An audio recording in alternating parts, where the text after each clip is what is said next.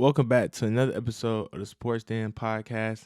I'm your host, Jonathan Hooker here, and today's episode will be my week 3 predictions of college football. Let's get into it. Let's start by saying this week, this week is very personal for a lot of reasons because it's come to my conclusion that if teams want to find any motivation this week, they have found it.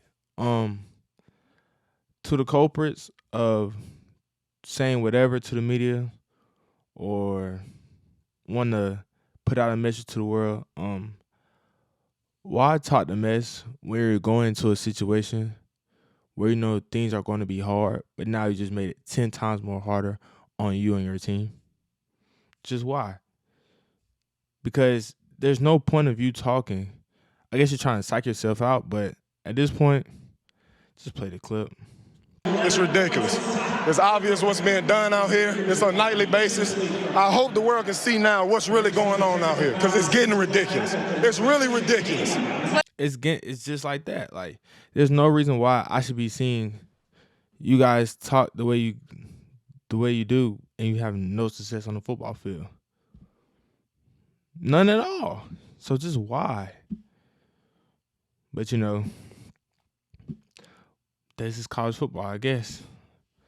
I guess people want to find a way to get themselves some notoriety, some public attention, but you just made the attention look negative. Because now the whole world looks at you and be like, weren't you the guy that did this?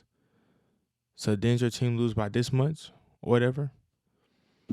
I'm sorry to tell you, but the culprits, all I can do is pray for you guys this Saturday.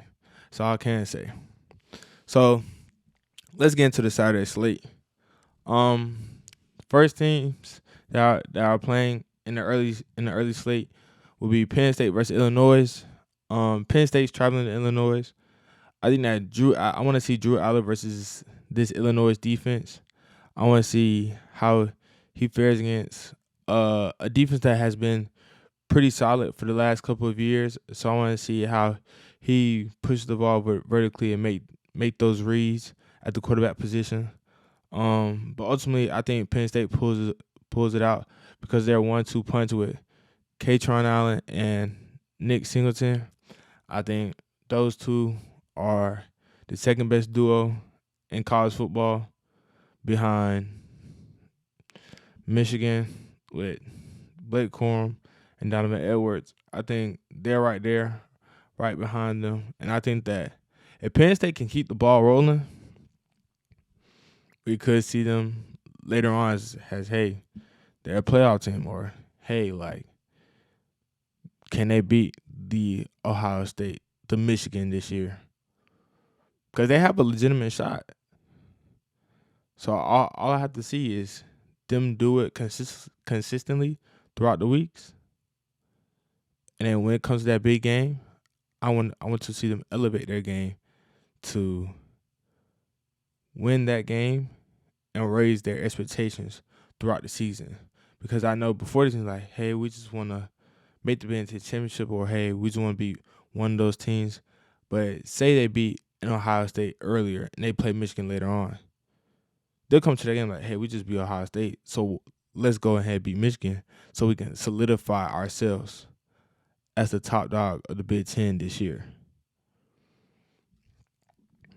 So, next game after that, probably one of the more underrated matchups to where there's a lot at stake for this team, and in that game is LSU versus Mississippi State. I think that if LSU doesn't dominate this game the way their roster looks talent-wise, I think that we'll be like, LSU, like, are we getting the same reciprocated energy from last year to where you guys start off slow, then at the end of the year you do great, and then you lose somebody you're not supposed to? Is Mississippi State that team to make you guys lose? Because they have a veteran quarterback in Will Rogers. So I just want to see how you guys will come out the gates and go against Start Vegas. Because if you guys can dominate that game, then you can build towards that energy. Because Alabama, they don't know who their quarterback is right now. So I want to see you guys figure it out and figure it out quick and dominate this game so that when it's time to come play those big games, you guys are ready and you guys are ready to defend the throne as SEC West champions and go on to Atlanta. Then after that game, it'll be Georgia Southern versus Wisconsin. I think that this game, the Sun Belt is riding high on the Eagles because the Eagles did it last year, beating Nebraska and sending Scott Frost into unemployment. I think that Luke Fickell, he's a way better coach than Scott Frost. But I think the Eagles do have a chance because, one, their passing attack is one of the best in the nation. Two, they did it before, so they have the experience of what to expect and how to expect it. So the Eagles look like they are ready for the moment because the quarterback this year in Davis Brand, he looks more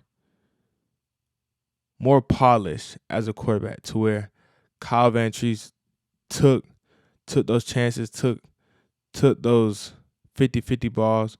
But Davis Brand takes those, hey, if this guy's open, I'll take that 5 to 6 yard game before I throw a deep ball into what it looks like a 50-50 ball. But hey, one thing I can say about Wisconsin, is Braylon Allen going to have a field day? I think yes. I think Braylon Allen will have over 150 yards because the Eagles' rush defense is not quite there just yet. So Braylon Allen will exploit that, and then he'll go on ahead and have that big game that he usually have with having over 100 yards and getting maybe 1 to 2 touchdowns. The next game, we're now on our midday slate. Georgia versus South Carolina.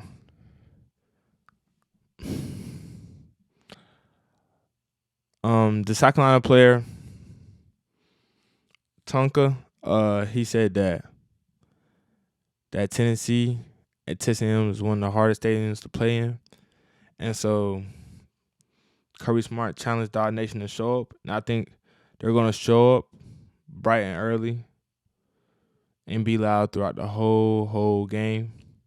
Because when Kirby Smart challenges Dog Nation, I think they have never failed him to show up, be loud, and be elite.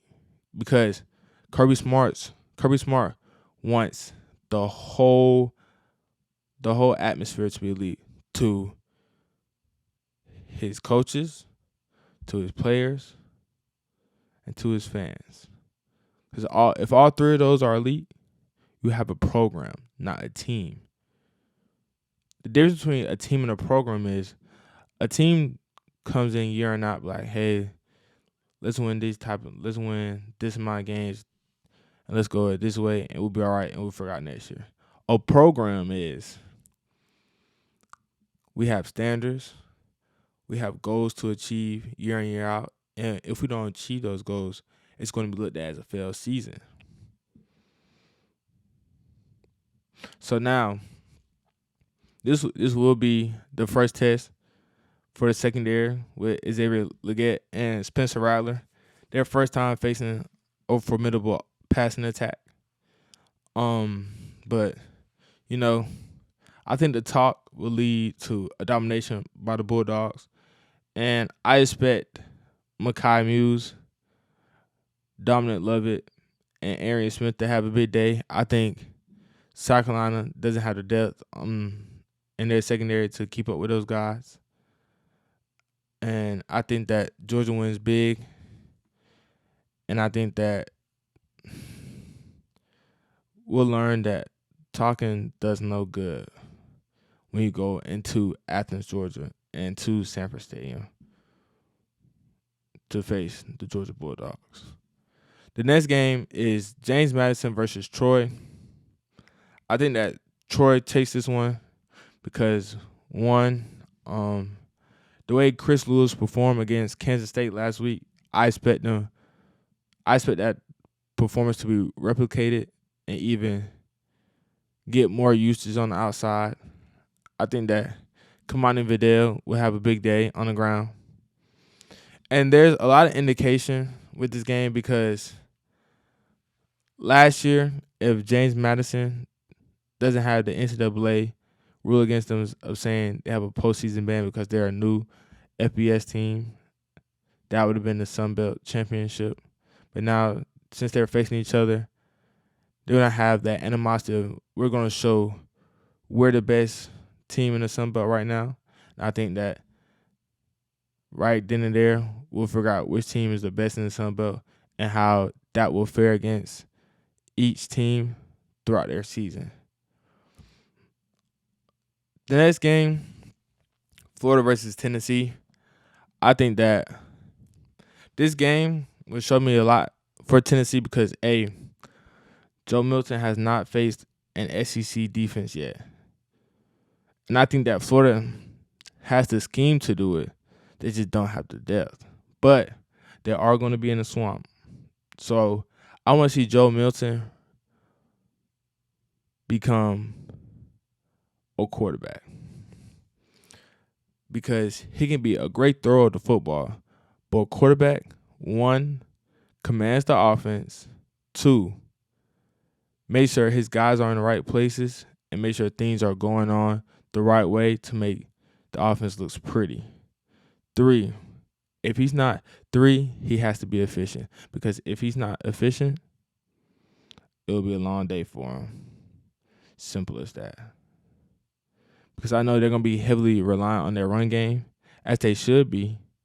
But if he can't push the ball downfield like he wants to, like I know he wants to, it'll be a long day for him.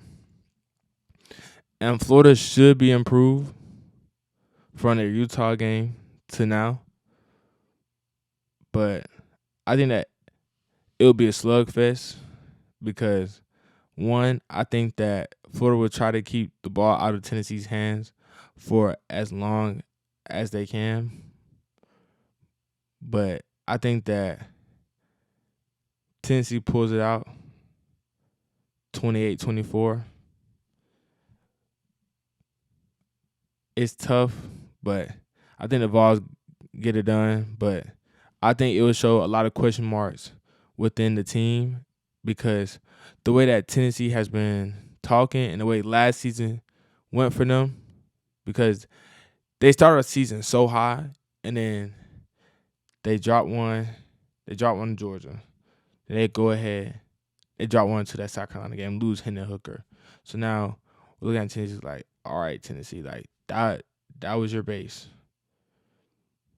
That was your base. So now can you build upon your base to make yourself consistently one of those teams where we look at like that's a playoff contender?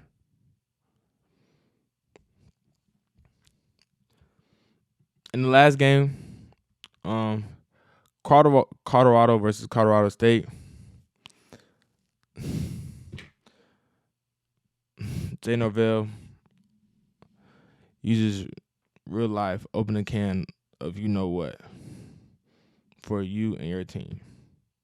Because now Shedeur Sanders is going to throw for over 400. I think there will be 3 wide receivers that get over 100. Then Dylan Edwards will have a big day. Everyone's just going to be eating off your lunch plate, off your team's lunch plate. You know how there's a bully in school that says, hey, give me your dessert. Or, hey, I need that lunch money right now. So if not, I'm going to take it away from you. Colorado's going to do that.